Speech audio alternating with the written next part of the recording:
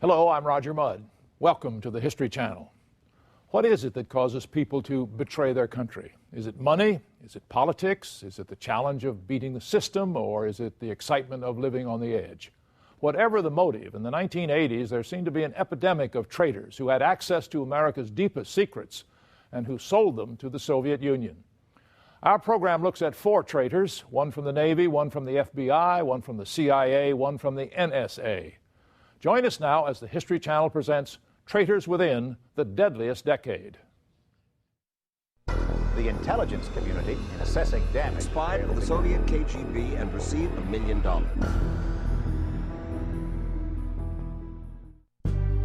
Spying has been called the second oldest profession in the world. 1985 would become known as the year of the spy, when 4 Americans committed treason. Every time you caught one, it was worse than the one before. More astounding was the fact that they worked for 4 different intelligence agencies. Each of these agencies never believed their own people would turn against them. The breadth of the penetration and the damage done to naval and military operations, the loss of top-secret codes, and the execution of our own spies in Russia were catastrophic. Collectively, the damage is absolutely obscene and could have been disastrous at any time that we had won the war. In the early 80s, the Cold War had reached a critical stage. Tensions had ratcheted up between the Soviet Union and the United States. President Reagan called for a moral crusade against the Soviets, calling them the evil empire. To protect against the threat of nuclear war, Reagan proposed a missile defense system that became known as Star Wars. I think this led to a great deal of the tension that existed between the Soviet Union and the United States at that time. And it certainly led, as we now know, to a war scare in Moscow about what Reagan's intentions actually were. The Soviet leadership was truly scared by President Reagan's new policies.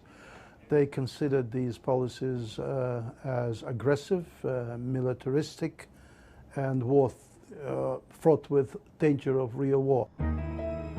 As fear and distrust escalated on both sides, the invisible war of spy versus spy intensified. The Soviets were determined to learn America's secrets.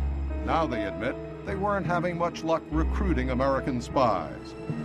But as luck would have it, they wouldn't need any. Americans with access to top secret and classified information were offering to spy for the Soviets for a price. They were walking in off the streets, offering themselves, providing classified information up front, and receiving money in return and the promise of more money. These spies weren't motivated by a fervent belief in communism, like the spies of the 40s and 50s, Julius and Ethel Rosenberg and Rudolf Abel. These spies were motivated by the oldest temptations in the book, money and sex, and sometimes revenge. The first spy to be revealed in 1985 was Richard Miller, an FBI agent. It was the first time in history that the FBI had arrested one of their own for espionage.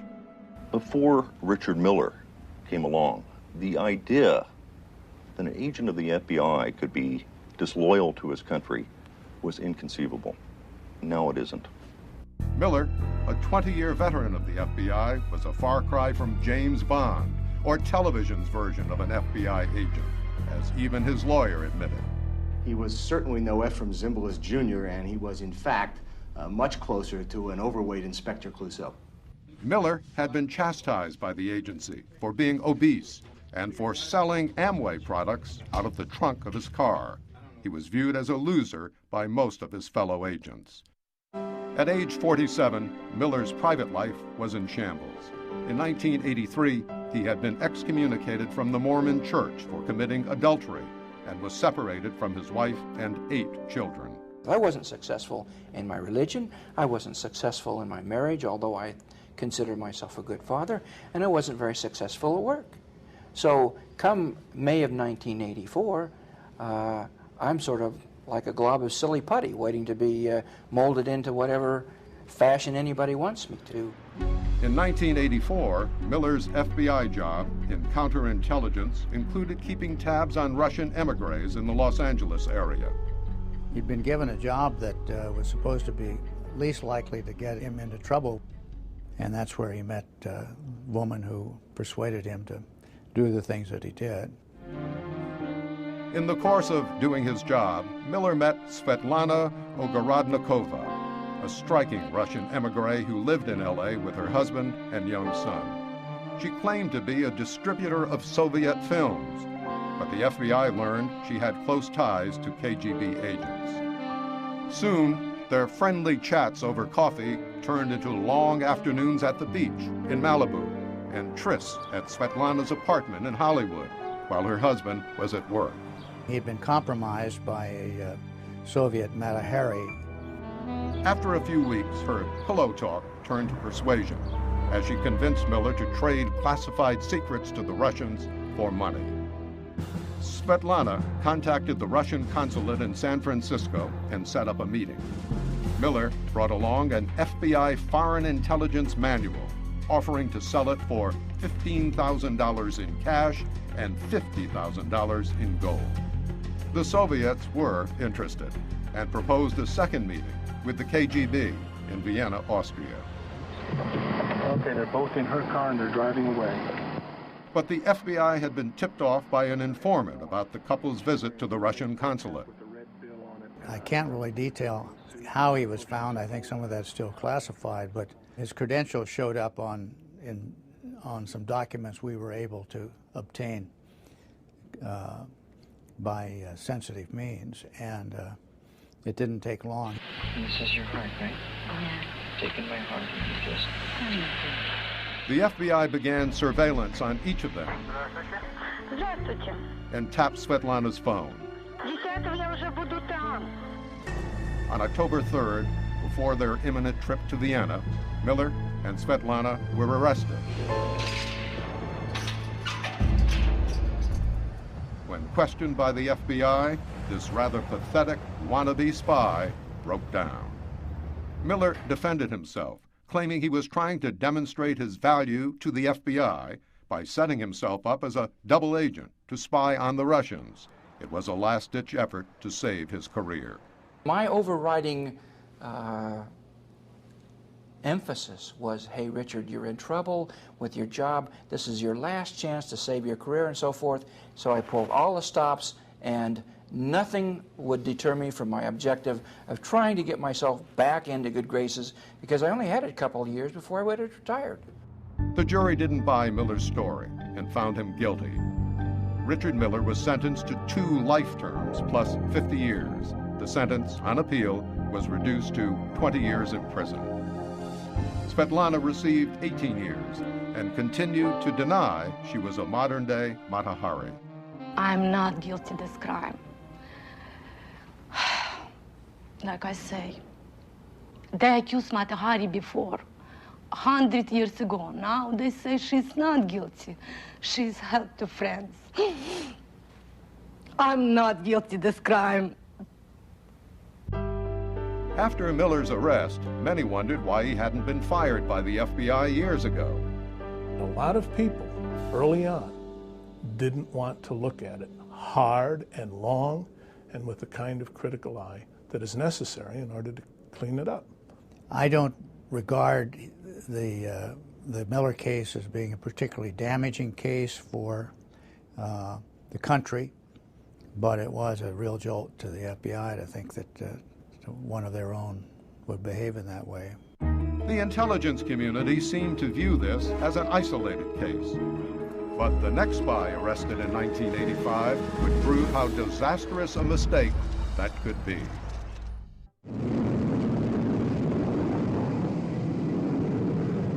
Since World War II, the United States has had the largest and most powerful Navy in the world, or so we thought. But in 1985, when former Navy man John Walker and his ring of spies were arrested, the government was astonished to discover that the naval fleet had been systematically sabotaged for 18 years. The most damaging thing they really did was to provide the Russians with real hard data on how good our submarines were. Manned battle stations missile for PEM launch. And enabled for a long period the Soviets to know exactly where all of our submarines were at any given time. If war had broken out, thousands and thousands of American kids would have died as a result of that. John Walker Jr. began his espionage career in 1967 when he was a Navy radio man in Norfolk, Virginia, at the largest Navy base in the world. In his job, he had access to coded messages between the fleet's ships and submarines and the Navy Command Center. Most damaging, he had access to key lists used to decipher the Navy's top-secret encryption codes. 30-year-old Walker was in debt. He needed money and knew how to get it quickly, selling secrets to the Soviets. The motivation was not complex, it was pure greed. In late 1967, he traveled to Washington, D.C., walked into the Soviet embassy, and offered his services as a spy. John Walker was a walk-in. He was one of those volunteers who came to the Russian embassy, Soviet embassy, in my time. In 1967, Oleg Kalugin was then the KGB officer stationed at the Soviet embassy in Washington. He would supervise Walker's meetings with his KGB handlers. Had the military conflict erupted between the two superpowers at the time, the compromised cryptographic material provided by John Walker would have had war-winning implications for the Soviet side. Eventually, Walker provided the Soviets with the keys to the kingdom, compromising U.S. naval forces, including the strategic superiority of nuclear submarines, an incredible coup for the Soviets. Walker gave the Soviets daily code settings for the KL-47 encryption machine that encoded and decoded top-secret messages for the American fleet. Using the key lists provided by Walker, they could decipher the most highly classified communications of the U.S. Navy. If we intercept the orders coming from Washington, even before the United States launches, we have an opportunity to make a preemptive strike, which would make America indeed in a very bad situation. During that same time, the United States was waging a fierce war in Vietnam. The classified information Walker gave to the Soviets enabled them to pass along U.S. naval communications to the North Vietnamese. They provided to the North Vietnamese the secret daily codes for our aviators as to where they would be going, which targets would get hit, what the rules of engagement were, so that it enabled the North Vietnamese to emplace their anti-aircraft weapons and to set up traps for the American aircraft. And as a result, a lot of airmen died because of that during the Vietnam War. In 1976, after spying for 9 years, Walker retired from the Navy with the rank of Warrant Officer 3. Not the most prestigious rank in the Navy, but he knew the Soviets ranked him #1 as a spy. He started his own private investigation firm in Virginia Beach, but Walker wanted to keep his lucrative spy business going. So he enlisted the help of his brother, Arthur, and his friend, Jerry Whitworth, both Navy men with access to classified information. The same year, he divorced his wife, Barbara, who moved to Massachusetts with their 3 daughters. His son, Michael, chose to live with the father he idolized. I had a closer relationship with my father. I was more like him. I wanted to be like him. John Walker, flush with money, was leading the high life. He bought a plane and houseboat, partied heavily, and had lots of women. I liked the way he dressed. I liked his cars. I liked his boats, his house, his women. Well, we were more than just father and son. We were very good friends. Walker was setting the stage for Michael to take over the lucrative spy business when he retired. I was burning out at that point, and looking to get out of it completely, just retire and quit. He talked Michael into enlisting in the Navy and specializing in communications. Eventually, Michael was assigned to the USS Nimitz as a radio man, which fell right into his father's plans. Joined the Navy like he had done. Did all the things in the Navy he had done, basically. And there was a pattern. Everything was pointing in that direction. There was no avoiding it. At a certain point, it was to the point of no return. Amazingly, on board the Nimitz, Michael, without having security clearance, had no trouble getting access to and stealing hundreds of classified documents, which he dutifully handed over to his father. Michael hid the documents under his pillow and simply walked off the Nimitz with them in his duffel bag. He was never searched. Incredibly, Walker and his spy ring went undetected for 18 years, from 1967 to 1985. The Soviets had paid him close to $2 million. He was considered their #1 spy. What a wonderful thing for a person who's having a rather mediocre career to be looking in the mirror each morning and saying, "Mirror, mirror on the wall, who's the most famous, the most dramatic, the most heroic spy of them all?" And to know that while your bosses think you're a mediocrity, you know you're the most important spy that the Soviets have ever recruited. What finally brought Walker down? It wasn't naval intelligence. The Navy never suspected spies in their midst. The tip that led to Walker's arrest came from a much closer source: Walker's ex-wife. She had known about Walker's espionage and even accompanied him on some of his dead drops to the Soviets. I prayed he would be caught. I also prayed that he would stop. I knew there was nothing I could say that would stop him. Barbara never knew that her son, Michael, was spying for her ex-husband. I couldn't tell her because I was afraid it would hurt her and that maybe she might try something like killing herself, my father, or just going off the deep end. I was really afraid for that. In November 1984, Barbara's daughter Laura told her mother that when she was in the Army, her father had tried to enlist her as a spy. Outraged, Barbara finally worked up the courage to call the FBI, but they had a hard time believing her story.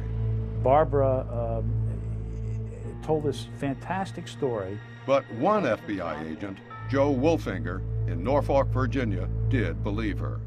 Apparently, Barbara Walker had accompanied him to Washington to fill a drop, clear a drop.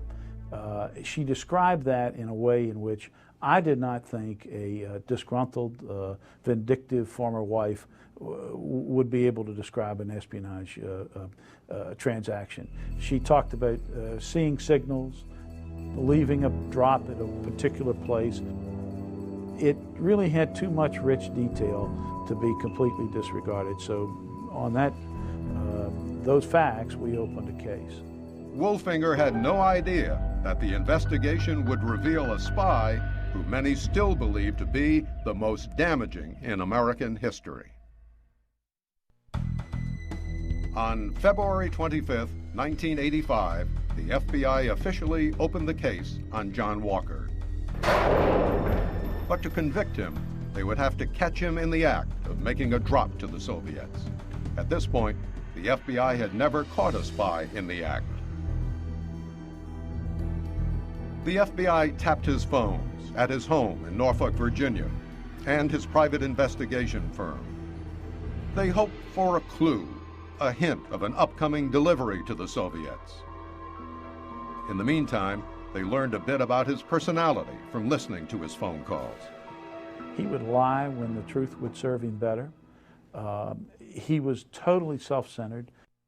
The FBI tapped Walker's phones for a month, and finally, it paid off on May 16, 1985. They overheard a telephone call that sounded suspicious.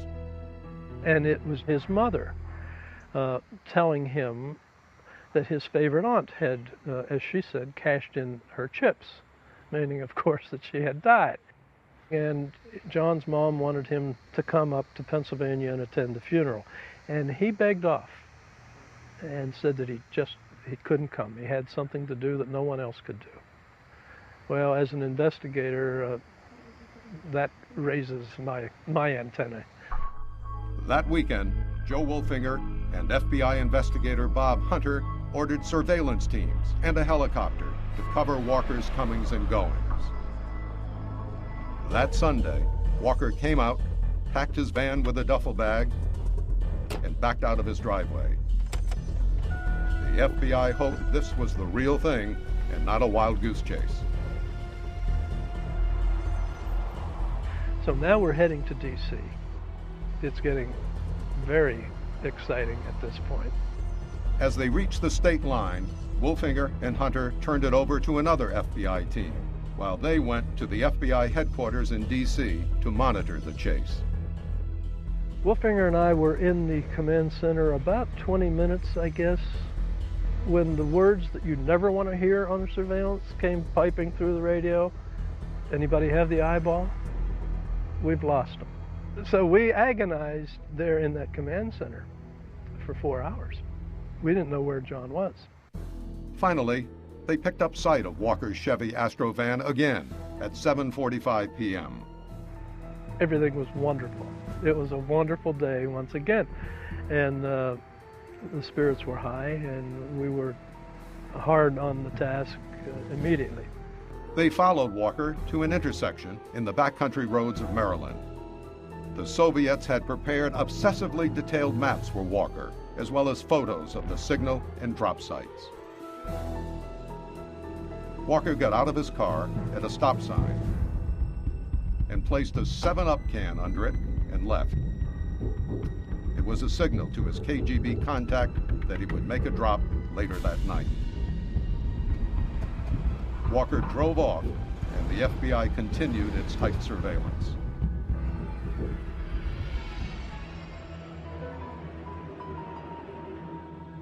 At about 8:30, he stopped under a tree, got out of his van, put something down on the ground, and we could see that.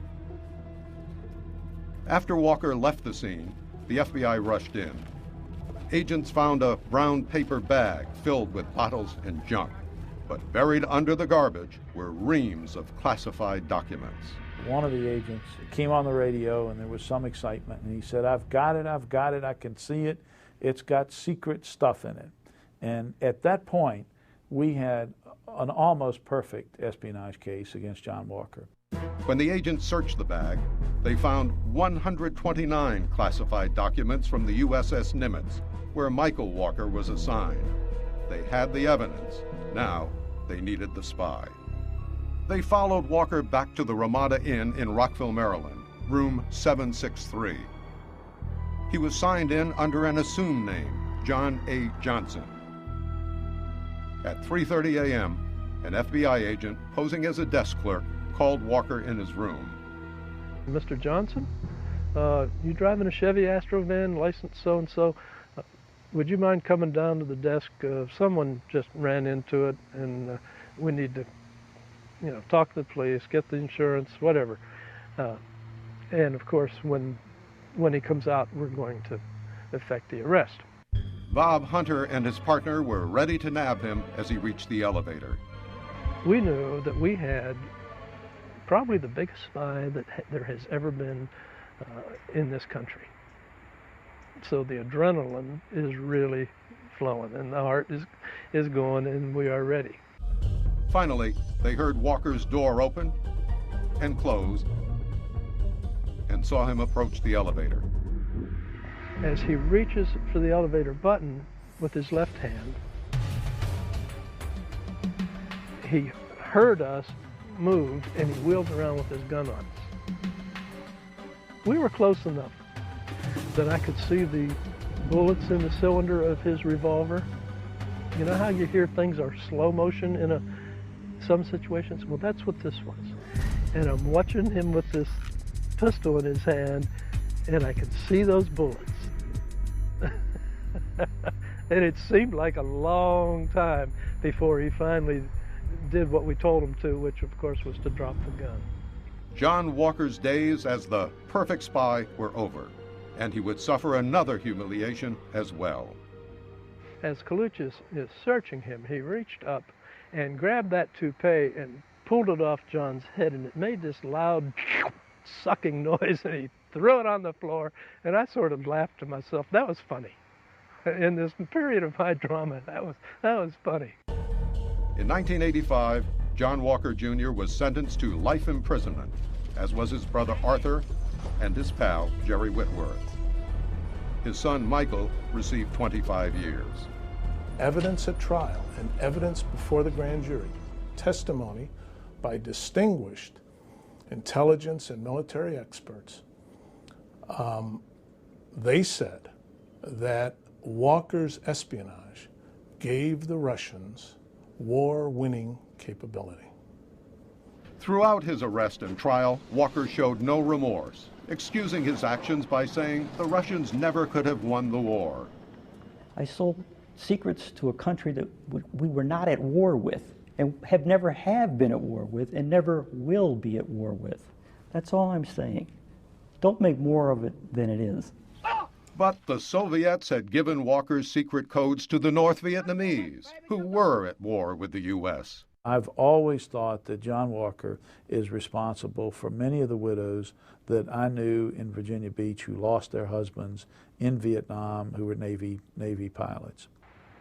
He did some devastating things to this country. He put his comrades at risk and caused some of them to die.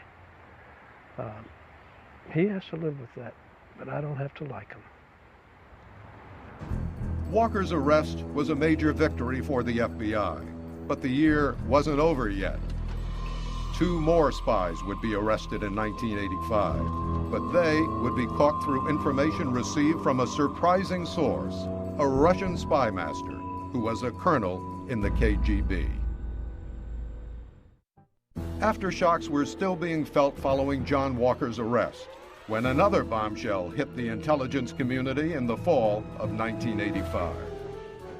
It would come from a very reliable but surprising source, a senior officer in the KGB, Vitaly Yurchenko.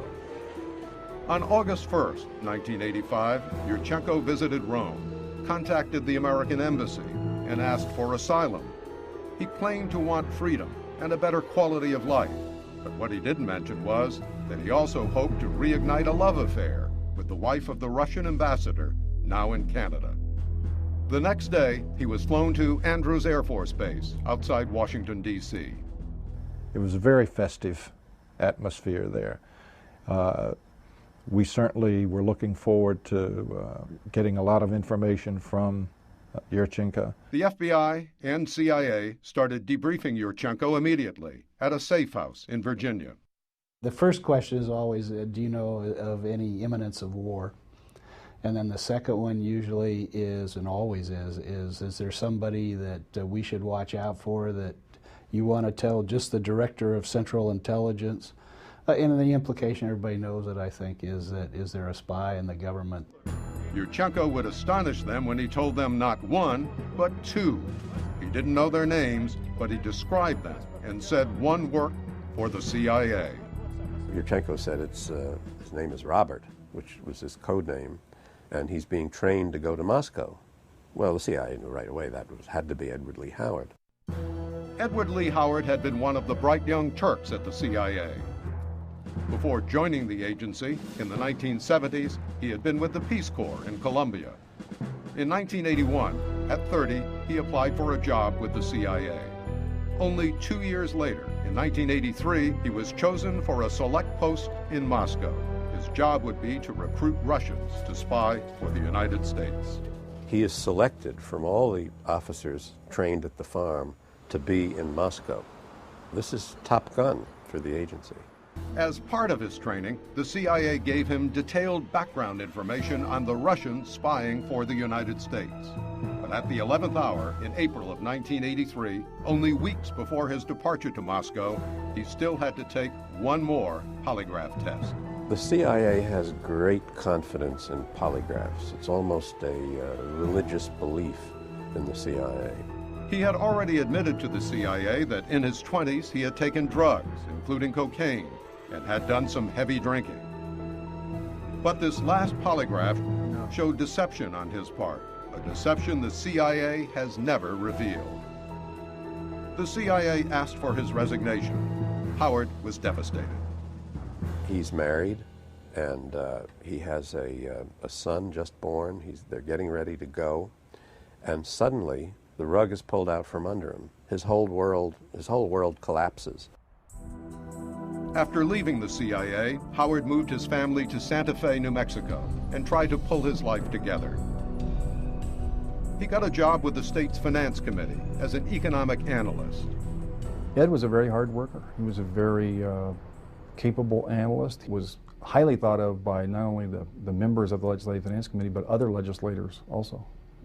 But underneath his pleasant demeanor, there was still a raging anger toward the CIA. And in Howard's mind, the way to get revenge was to give away what the agency valued most: intelligence.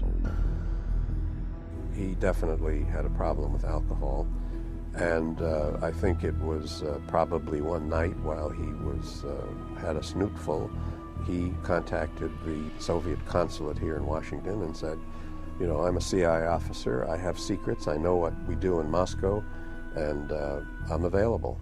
You know, have secrets, we'll travel. In September 1984, on the pretext of going on a business trip, Howard went to Vienna, the international capital of spies. There he met for the first time with his Soviet contact. Howard gave him names of some Soviets working for the CIA, information he got while training for his aborted Moscow job. Any information that he was given by CIA headquarters, he passed on to the Soviets, and the Soviets are quite good at analyzing the activities of the intelligence officers who are there. But Howard's greatest damage was revealing to the KGB the identity of a Russian scientist, Adolf Tolkachev.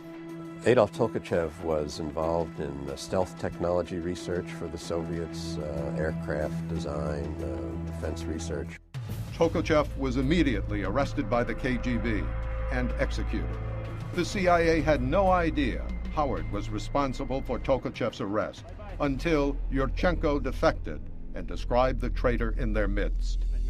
Because he had been such a loose cannon after his dismissal, the CIA was certain that Edward Lee Howard was the spy Yurchenko described. But still, they waited valuable days before informing the FBI. If he had gone into the embassy, if we had seen him,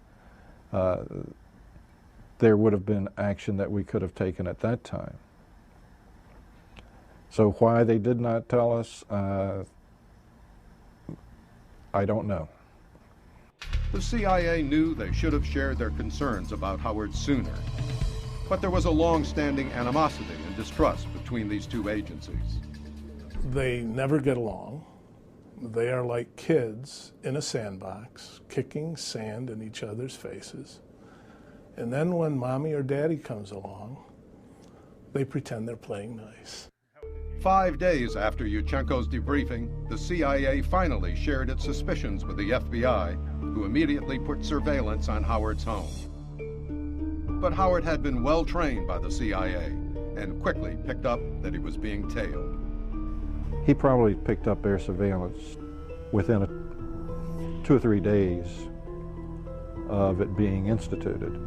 Parker decided to confront Howard directly. He telephoned him to come to the Hilton Hotel to answer some questions. He declined to answer any of the questions that were put to him, and denied any involvement whatsoever with any other foreign intelligence service. That Friday, Howard went home to plot his escape. Even though Howard's wife Mary later claimed she hadn't known of her husband spying, she helped him escape.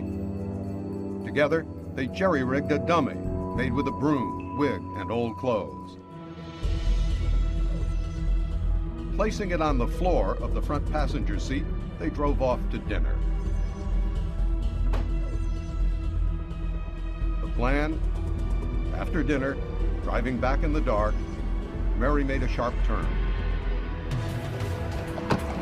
Howard rolled out of the car, and Mary put the dummy in his place. And when Mary returned home, FBI agents monitoring their comings and goings on video saw two silhouettes enter the garage. It worked like a charm.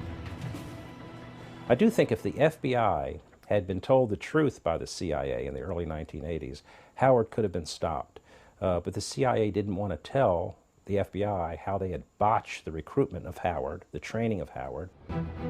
Howard made his way to Latin America, then Europe, and finally Moscow, where the KGB welcomed him with open arms in late June of 1986.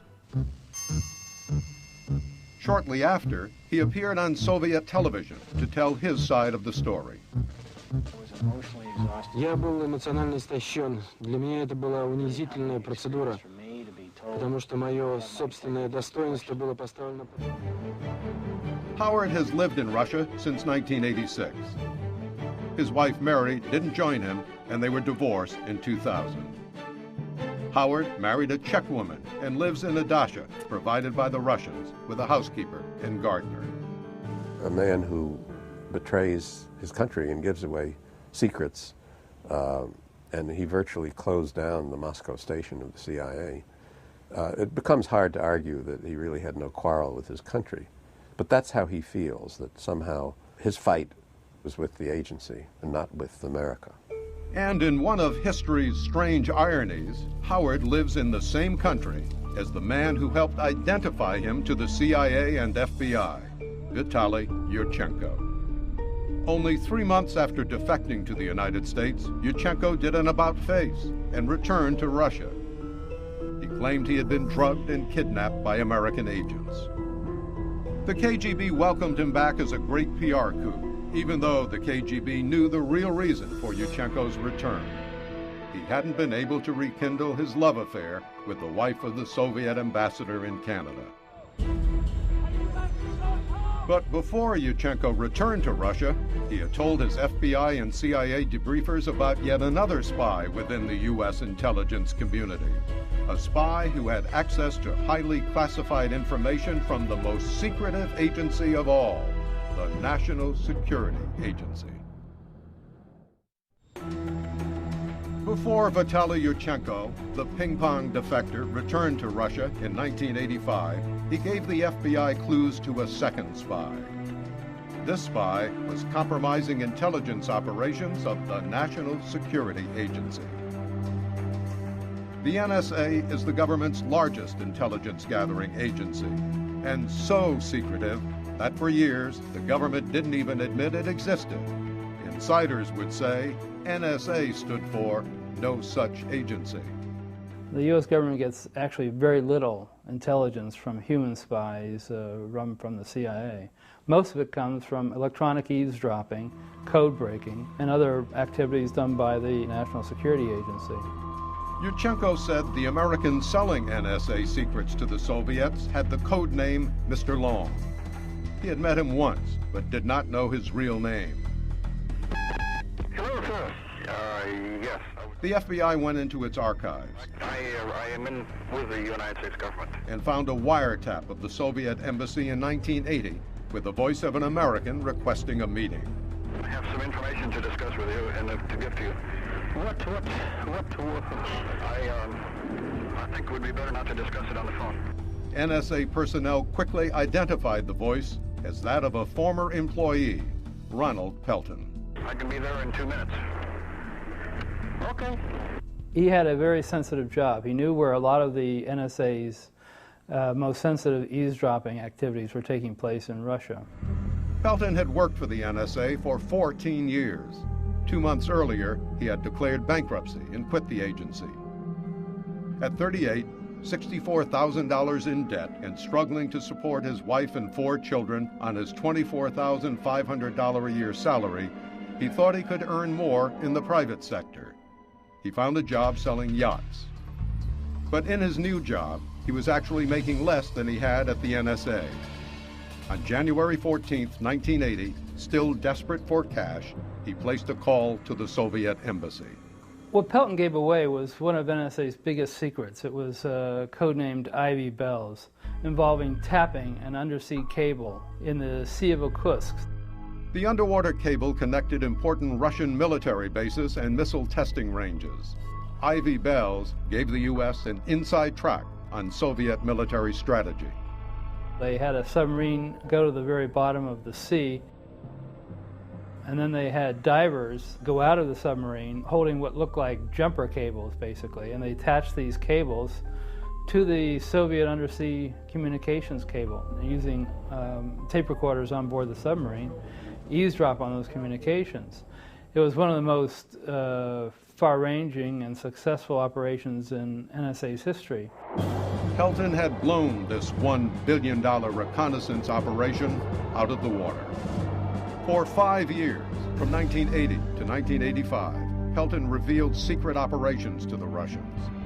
When the NSA positively identified him, the FBI put him on 24-hour surveillance and installed wiretaps.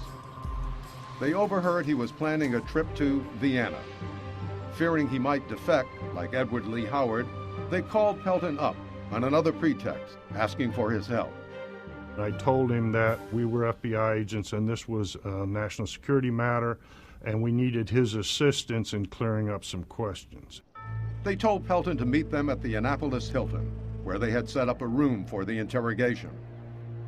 As soon as he arrived, they started to grill him. After a day and night of hard questioning, Pelton finally broke and confessed. He said that when you're broken and your family's without any money and desperate, you do desperate things. Unlike John Walker, during Pelton's 5 years of spying, he received only $37,000 from the Soviets. Stay on the right. But he would end up getting an even harsher sentence than Walker, 3 life terms plus 10 years. Much of Pelton's damage to national security was classified and never talked about publicly.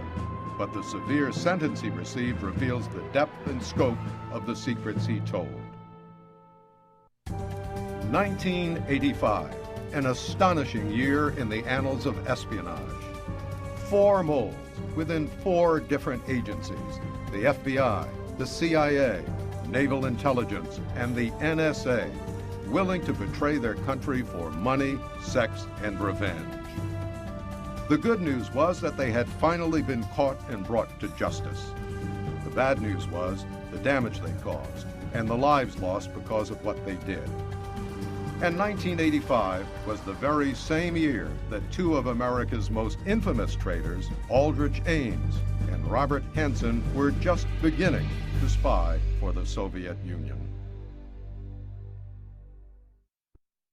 In 1985, the FBI arrested 7 Americans for leaking intelligence secrets to the Soviets. Most of them received life sentences. But anyone who thought this put an end to such high-level treason was very wrong.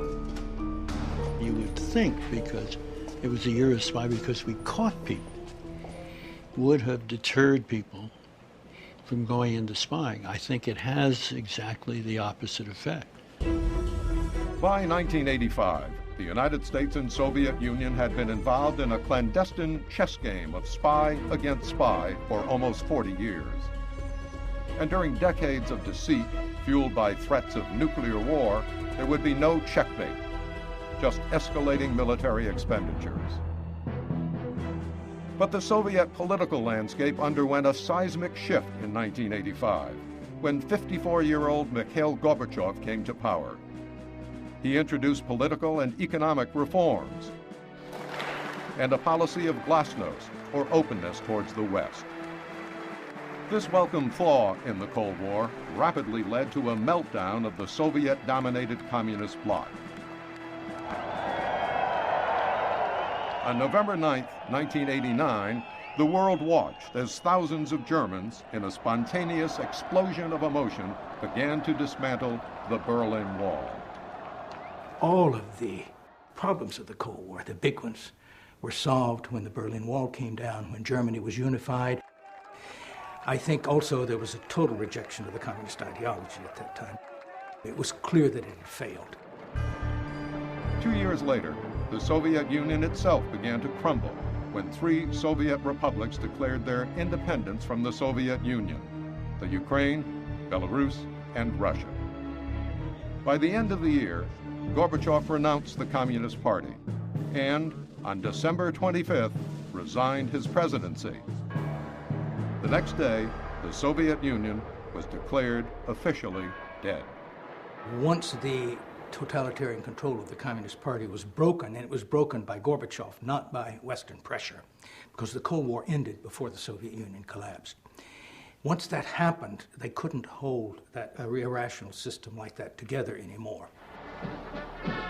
However, even though the Soviet Union had collapsed, the new Russian Confederation continued spying on the United States and recruiting Americans willing to betray their country. Aldrich Ames, one of the most infamous traitors in American history, was a Soviet counterintelligence expert in the CIA. His father, Carlton, had also worked for the CIA in Burma, where Aldrich, or Rick as he was called, spent his teenage years. After graduating from George Washington University in 1967, Ames entered the CIA training program. 9 years later, he landed a choice post in America's spy capital, New York City. At the time, the CIA and FBI estimated there were over 300 Soviet spies working in Manhattan alone, most operating under diplomatic cover at the United Nations and the Russian consulate. Some of these Russians, disaffected with life in the Soviet Union, offered their services to the CIA and FBI as double agents. Ames became the CIA liaison to several of them.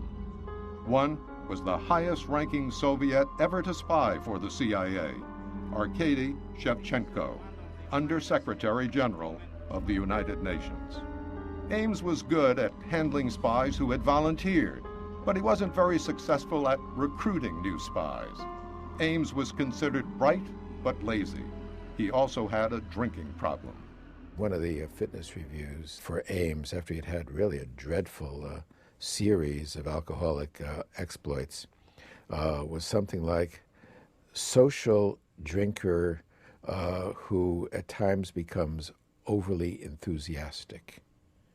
Well, he was so overly enthusiastic, he had to be taken home and didn't even recognize his own house on one occasion.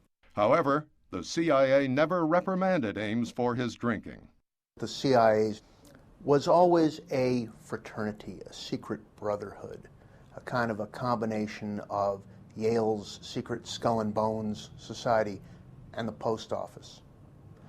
And within this fraternity, once you were in for life. In 1981, the CIA assigned Ames to Mexico City, considered a backwater post. If his CIA career had stalled, so had his marriage. His wife, Nancy, was a successful lobbyist in New York City and refused to move.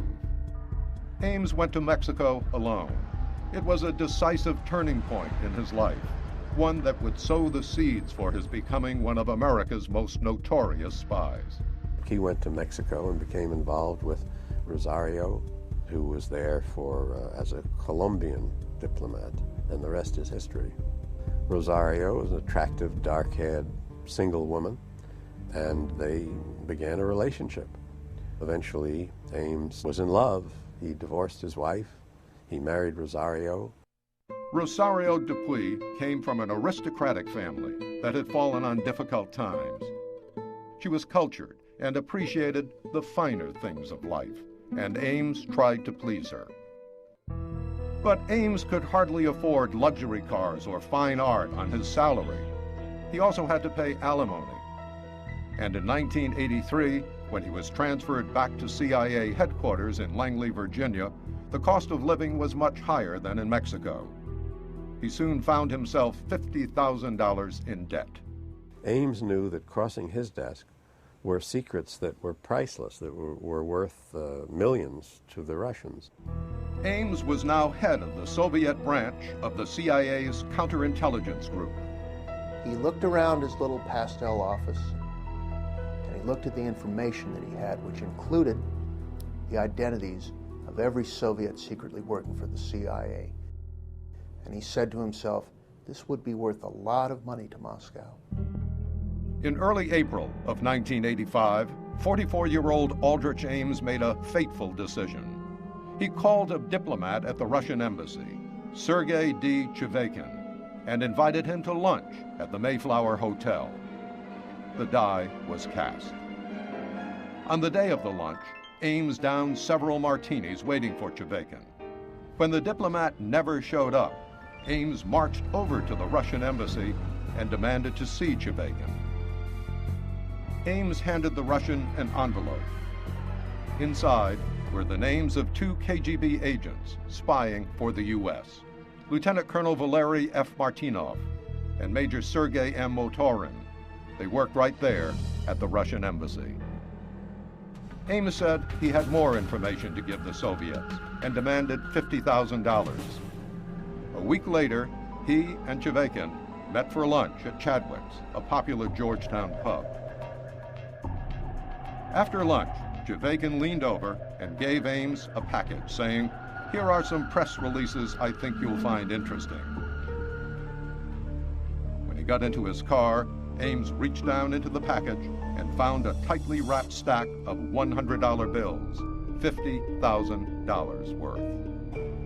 He knew that as long as he continued providing information to the KGB, that they would continue to pay him, because for them to have someone not only inside the CIA, but inside the Soviet counterintelligence part of the CIA was like a dream come true, or like the kid in the candy store. Ames had tapped into a gold mine, and there would be no turning back. On June 13, 1985, Rick Ames met for the second time with his Russian contact, Sergei Chvekin.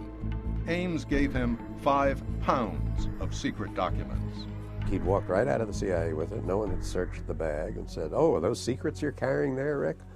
And he went over to Georgetown and had lunch, and in the course of the lunch, he handed over the bag to his Soviet contact, and that was it. And the money kept flowing. Millions. On that one day, in an extraordinary act of betrayal, Ames compromised all human intelligence operations in Moscow. He gave Chvekin the names of every Russian in Moscow spying for the U.S., now estimated to be about 24 people. Within months, the KGB would arrest and execute 10 people, including Martinov and Motorin, the men at the Russian embassy whom Ames had exposed in his first meeting. Those losses were severe. Your ability to attract other people has to be in the light of your track record of protecting them. People who come to you expect to be protected. They do not expect to be exposed. They expect their identity to be kept as close held as possible. And if you lose that reputation, you lose some of your ability to collect information. Those who weren't executed were sent to gulags in Siberia, such as Vladimir Potashov, a military analyst and missile expert who had been sharing secrets with the U.S. that would prove vital in disarmament talks. In 1986, Potashov was arrested by the KGB. I was picked up on the street, immediately transferred into the car. I was taken to the main KGB prison, Lefortovo, and then 3 KGB chairman deputies were interrogating me the whole night long. After Potashov was questioned for over 100 days and nights, he was sentenced to 13 years in one of the most notorious prisons in Siberia, Perm 35. In this frigid wasteland, he lost all his teeth and was reduced to 95 pounds. It was always hunger, and hunger was not only physical but emotional. About everything you saw there was gray or white and black and white in winter. It was a cold. Our only dress which was a short jacket. When Ames gave up names to the KGB, he knew what their fate would be. One of the things that Ames did somewhere along the line, pretty early on, he mentally changed sides in the Cold War. He went over to the other side. And once he had done that, he thought, I think perhaps, well, I'm going to show them that I can be the best spy ever. You know, having crossed this line, why not give them everything? Of course, he still risked getting caught. In May of 1986, Ames was due for a lie detector test, required every 5 years. Ames' Russian handler, Chavakin, told him to get a good night's sleep and develop a rapport with the examiner. Ames passed his polygraph. He wouldn't be tested again for another 5 years. In 1986, Ames was assigned to a prestigious overseas post, Soviet branch chief of the CIA station in Rome, located in the American embassy. Meanwhile, in his secret life, he continued giving up intelligence secrets to his new Russian handler. With his growing affluence, he indulged his taste for stylish Italian suits and expensive foreign cars. Ames and Rosario also celebrated the birth of their son, Paul. In Rome, the money kept pouring in. Ames flew to Zurich and opened up 2 Swiss bank accounts and deposited, over time, more than $1 million. Eventually, the Russians gave or promised Ames $4.6 million. That's a lot of money, especially for a civil servant, for anybody. But to the Soviets, the information Ames provided was definitely worth the money. One of the spies he revealed was Dmitry Polyakov, codename Top Hat. For 18 years, he had provided the U.S. with data on Soviet strategic missiles, nuclear strategy, and chemical and biological warfare. In 1980, he retired to a dacha outside Moscow. Then, in 1988, he got a call from the KGB. They say that he dressed in his military uniform with all of his medals and then proudly marched off to his doom. Since 1986, the CIA and FBI had begun to realize that their spies in the Soviet Union were being rounded up and killed or were sent to prison. Initially, they blamed former CIA agent Edward Lee Howard, who had defected to the Soviet Union in 1985.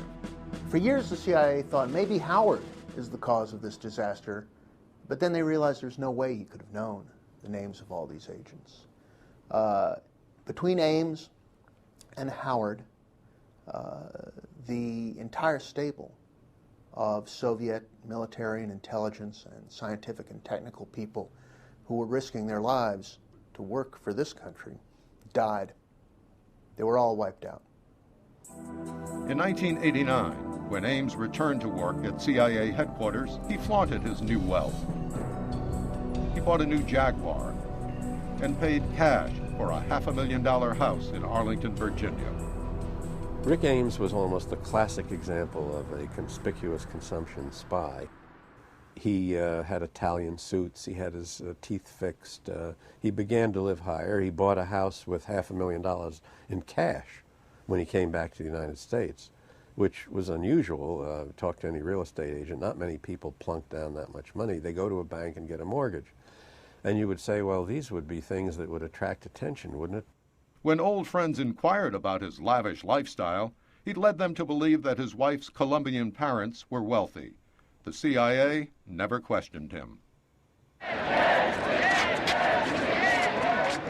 By December of 1991, the Soviet Union had disintegrated. Under the new Russian state, the KGB became the SVR, or Foreign Intelligence Service. Ames remained on the Russians' payroll and continued to be paid handsomely. Ames was recruited during the Soviet Union, and no country is going to give up that kind of asset. I mean, would we have if we had had those because the Soviet Union collapsed? No, of course not. You're not going to betray the person who's been working for you. As for the Soviet spies Ames had betrayed, the CIA refused to consider that one of their own agents might be responsible. They would not believe that the cause could be a mole. It had to be a broken code. they told themselves. It had to be a bug, it had to be a wiretap, it had to be some snafu in the communication system of the U.S. Embassy in Moscow. Not one of us. It couldn't be one of us. By 1991, when Ames had been spying for 6 years, Paul Redmond became the CIA's Deputy Chief of Counterintelligence. Paul Redmond revived the mole hunt. It hadn't been getting very far. Redmond believed there was a traitor inside the agency, and he was determined to find him. But he had no illusions. It would be a tough job. Determined to find the mole within the CIA, Deputy Chief of Counterintelligence Paul Redmond put together a special team of 4 agents. They started with close to 200 possible candidates who had known something about the Russians who were executed. We narrowed the list down to about 20. The criteria, which were very informal, were there were a couple of people who went away mad, who had some access. There were some people who had had polygraph problems. Ames was on the list because of the business of Diana Worthen coming in saying that he had much more money after he came back from Rome. Diana Worthen had worked with Ames in Mexico City and was now on Redmond's team of investigators. Another agent on the team, Sandy Grimes, after months of painstaking work, found the critical clue that led directly to Rick Ames. The clue was matching Ames' bank deposit slips with the dates of his lunches with his Soviet contact Chevekin in 1985. We had just received records from one of the banks Rick had. And Dan is reading these things off, and I'm entering them in the computer. And my God, it was unbelievable. On 17 May, Rick had reported having had a lunch with his Soviet contact, Chevekin. 18 May, there's a deposit into his checking account for $9,000. I remember Sandy coming in to see me and standing in the doorway saying, "We got the son of a bitch." And that's essentially the analysis in a nutshell as to how we came to the conclusion that Rick Ames was probably the spy. Redmond believed they had found their mole and notified the FBI. In May 1993, while Ames and his family were on vacation in Miami, the FBI bugged his house. We made an entry into Ames's house for the purpose of conducting a search and installing microphones. And of course we had to do it right under the noses of his neighbors. And we did it in the dead of night. We sent a very small team in. They searched his computers and searched for documents. We also put a beacon on his car to help with the surveillance. To do that, Weiser's team set up a ruse. Ames was asked to drive his CIA boss to FBI headquarters for a counter-narcotics meeting. Ames parked his car at FBI headquarters, and we simply moved it down below the street level to a garage down there and put the beacon in while he was briefing FBI officials upstairs. Ames was now being tailed around the clock. On a September morning in 1993, Ames left his house and put a chalk mark on a mailbox at the corner of 37th and R Streets in Georgetown, a signal that he would be making a drop to his Soviet contact later in the day. But that afternoon, when Ames left work to make the drop, the car beacon failed and the FBI lost him. That day became known as Black Thursday. Black Thursday was a very low point for us and for me personally. Fortunately, it wasn't long after that that we had a very important success. Weiser's surveillance team had worked out a plan of picking up Ames' trash while he slept. They perfected this to the point where within 11 to 15 seconds they could drive up, pull the trash can into the van, put a replacement can out, and drive away without being detected. At a separate site they would go through the trash, and later they switched them back so that Ames's trash was there when he went out in the morning. What they found that night in the garbage would ultimately become critical evidence against Ames. That note, which was really on a piece of paper only this big, arranged for a meeting in Bogota, Colombia later that fall. When Ames traveled to Bogota to make contact with the Soviet handler, the FBI followed. But Ames got the time wrong and missed making contact. I was walking up and down wondering what had happened to my KGB contact, who had been there an hour earlier. I was reasonably alert, but I didn't see the surveillance. And I suppose it was frustrating for the FBI because they were scared to death of me seeing surveillance. So they had to stay way back. As a result, they never saw me doing anything. They had no evidence of any operational activity on my part. Catching him in the act would have been the strongest evidence of Ames' guilt. But the FBI had already found incriminating evidence on his computer. And by January of 1994, time was running out. Ames was scheduled for a CIA counter-narcotics meeting in Moscow. The FBI feared if he learned of their surveillance, he would take that opportunity to defect, like Edward Lee Howard. They had only one choice: to move fast. On February 21st, 1994, the President's Day holiday, the FBI had Ames' boss, David Edgar, phoned Rick and asked him to come into the office regarding his Moscow trip. The FBI wasn't about to let him get on that plane and do an Edward Lee Howard. So they intercepted his car only a couple of blocks from his house in Northern Virginia and arrested him. Ames had spied for the Soviets for 9 years and made $2.7 million, with another $1 million and change put aside in an escrow account in Moscow. At his arrest, as the FBI put him in the car, he had a hard time accepting that his lucrative double life was ending. In the car, being driven to a place where he was questioned, he was overheard saying, "Think, think, think," as though he might still somehow be able to get out of this fix he was in. Presented with the evidence gathered against him, Ames made a deal. He pled guilty so that his wife Rosario would get a reduced sentence. It was apparent from the wiretaps that she had known about his spying. Rosario Ames received a 5-year sentence. On April 28, 1994, Aldrich Ames, 53, was sentenced to life imprisonment without parole. He took an objective view of this. He said at the time, you know, this is the business of espionage. They took their chances, I took my chances. I think he used that expression. Aldrich Ames is serving his time at the Allenwood Federal Penitentiary in Pennsylvania. I spent about 8 hours interviewing Aldrich Ames in prison in 1994. What's he like?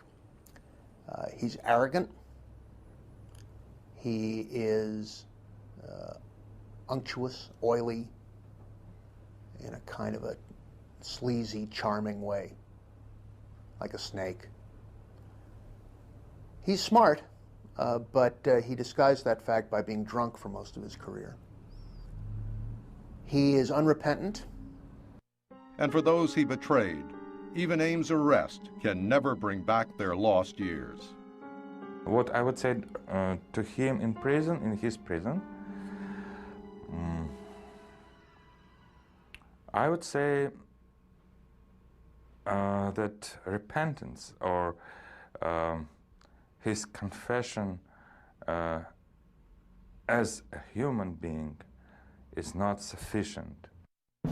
As a result of the Ames case, after years of animosity and distrust, a joint FBI-CIA team was formed to investigate future espionage cases. With more cooperation between the CIA and FBI and the end of the Cold War, many in government thought the worst days of spying were over, until FBI agent Robert Hansen proved what a dangerous assumption that could be. Robert Hansen, a senior counterintelligence analyst with the FBI, may turn out to be the most treacherous and destructive spy of the past century. Hansen spied for the Russians on and off for 20 years, even through the transition from the Soviet Union to the new Russian state. The FBI arrested Hansen on February 18, 2001, as he made a delivery to the Russians at Foxstone Park, near his home in Vienna, Virginia. Earlier in the day, he had left a signal for the Russians, a strip of white adhesive tape on the park sign. As arranged, he drove back to the park later in the afternoon, walked over the small wooden footbridge, and placed a package of secret documents underneath. The FBI had him under surveillance and moved in. He didn't say a word, not a single word, but one FBI agent told me that his shoulders slumped and he just sort of went limp because he knew it was just over. The FBI is still assessing the extent of the damage done by Hansen. But what is now known is frightening, especially in light of the terrorist attacks on the World Trade Center and Pentagon. Hansen had revealed to the Russians one of the U.S. government's most highly guarded secrets, the continuity of government, or doomsday plan. That is our ultimate disaster survival plan. This is what you do at time of attack. Get everybody back. The attack on the World Trade Center, you saw that go into action. Where did the president go? Where did the leadership go? Where did the intelligence community go? You heard about the fact that the CIA left the building. Well, they didn't go out of business. They relocated. Where? That's the secret. Well, that whole ability to respond in time of a disaster is one of the greatest secrets that any government has. Hansen had also revealed sensitive satellite operations, as well as a $250 million tunnel the U.S. had built in 1985 under the Russian embassy in Washington, D.C. The tunnel, loaded with sophisticated eavesdropping equipment, became worthless overnight. When I look at Bob and I try to figure out what's motivating him to do all this, the thing that keeps crossing my mind is ambition.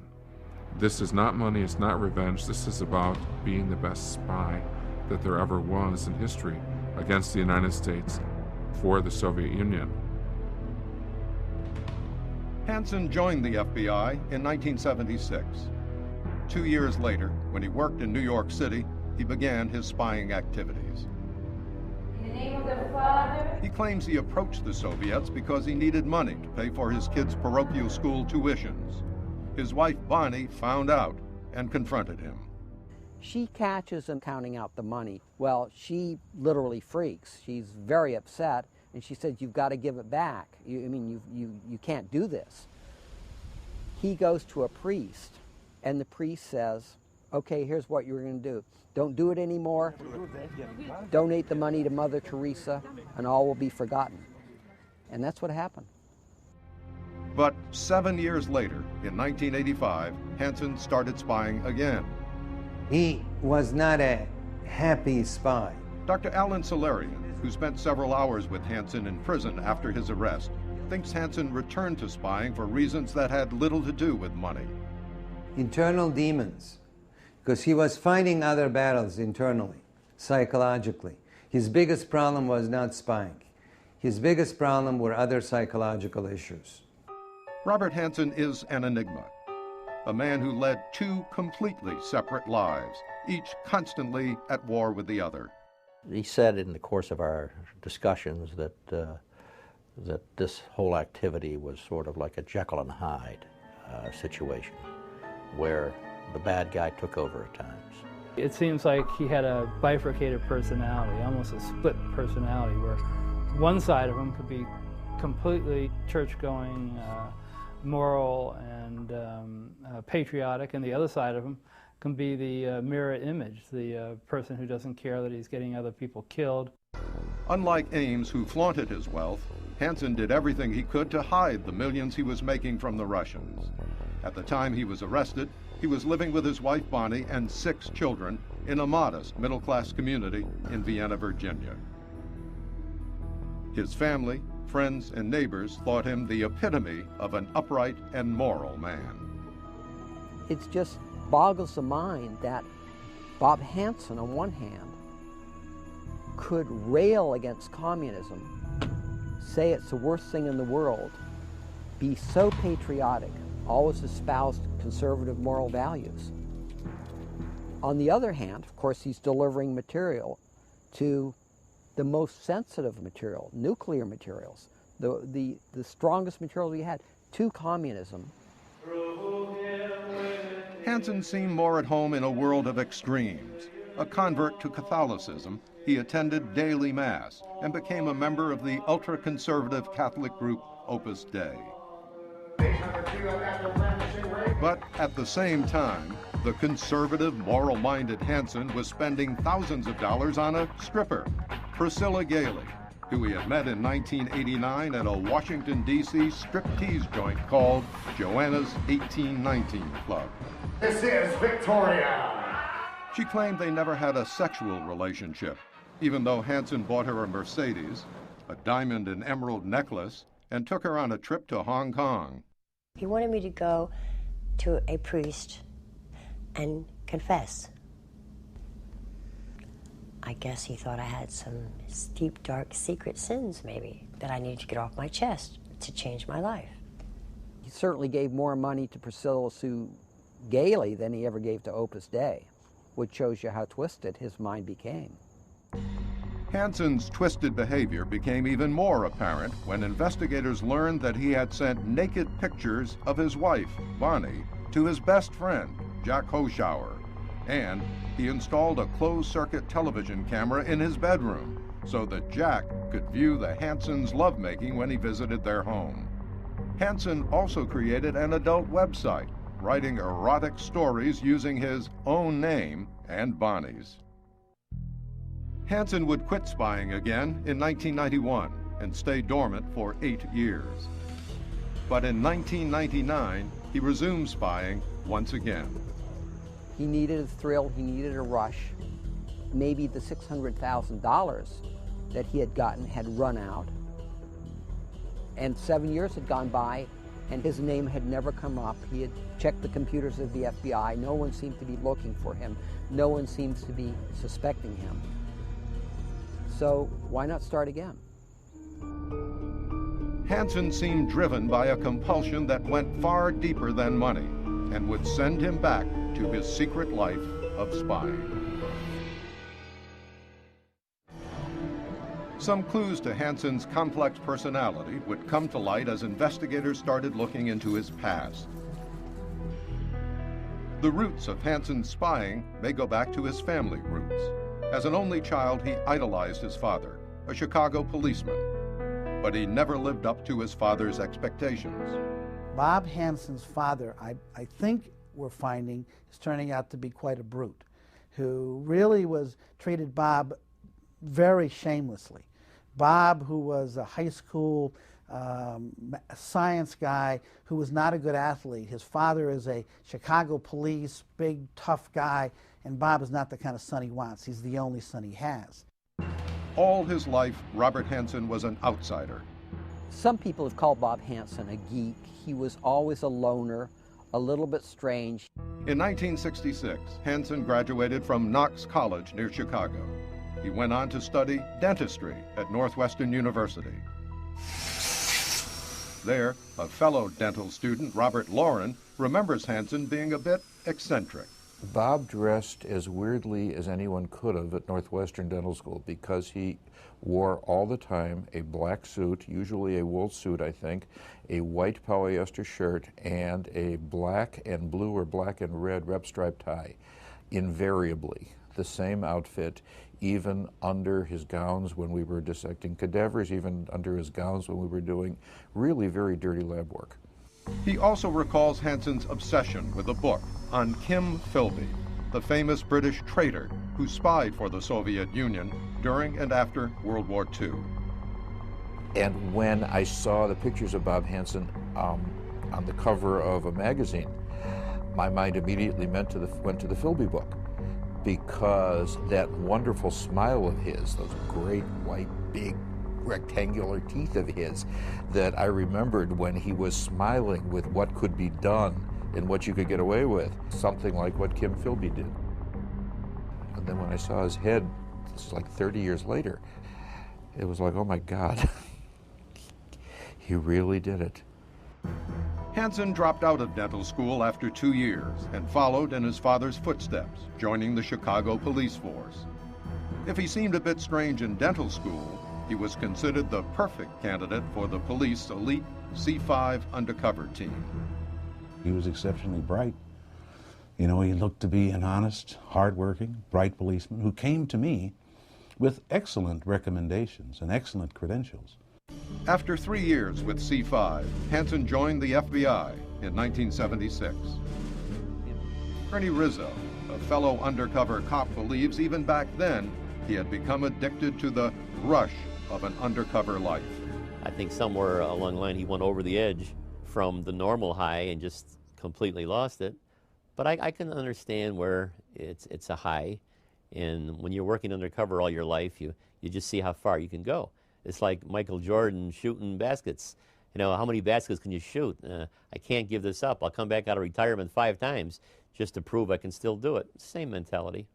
So spying was that kind of complication for Bob Hansen. And he knew that it was destructive, it was horrible, but it was giving him temporary relief from the inner pain that he was experiencing. Hansen's career as a spy began to unravel during millennium year 2000. A former KGB agent, whose name remains classified, turned over Hansen's file to the FBI. Bob Hansen made one huge mistake.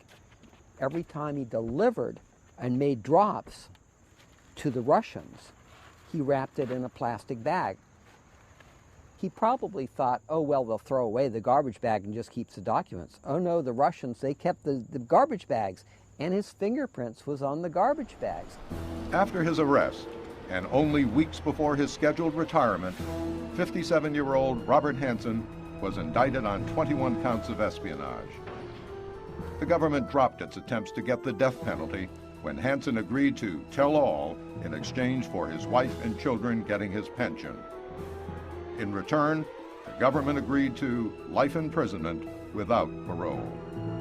When Hansen was captured, arrested in the United States, someone called me and said, "What a coup."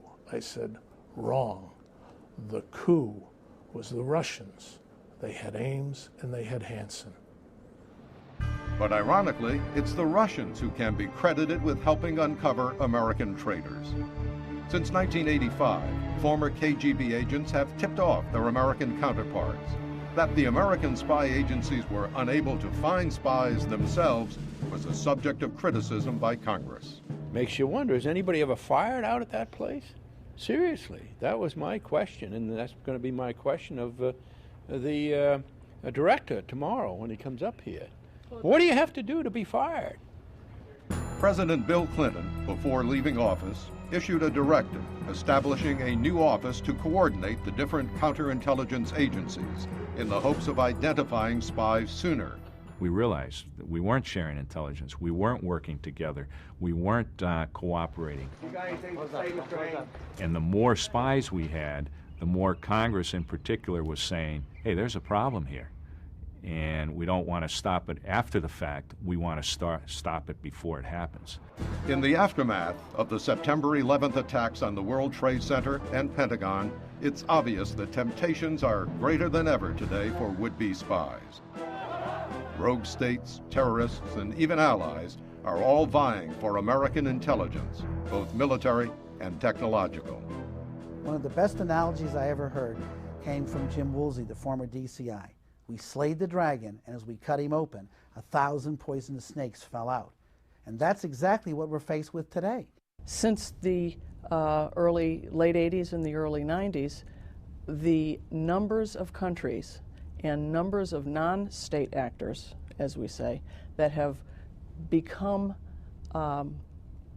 interested in the United States and its technology, its economy, its academia has risen exponentially. And we are faced with one of the biggest challenges in our history. And former KGB General Oleg Kalugin believes it would still be wise to keep an eye on our old adversary. Russians have preserved imperial mentality. As a nation, they feel humiliated.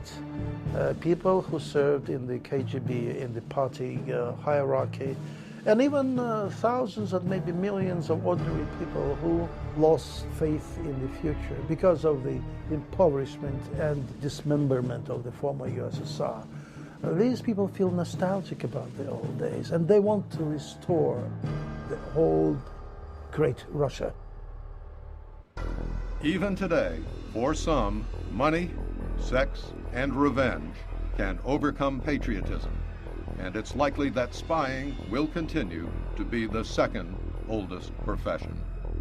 You'd have to say that with Ames operating the way he did for a decade, with Hansen at the FBI for over a decade, with the Walkers penetrating the most sensitive secrets of all for over 15 years, I don't think you could say with any assurance that we've gotten everyone, which is why they call this business the wilderness of mirrors. After Robert Hansen was finally caught, an independent commission headed by former FBI Director William Webster was asked to investigate how Hansen had escaped detection for so long. Hansen claimed that any file clerk could download classified material from the FBI's computerized case system and simply carry it out the front door. The spy called FBI's internal security pathetic. The commission agreed with him. For the History Channel, I'm Roger Mudd. Thanks for watching.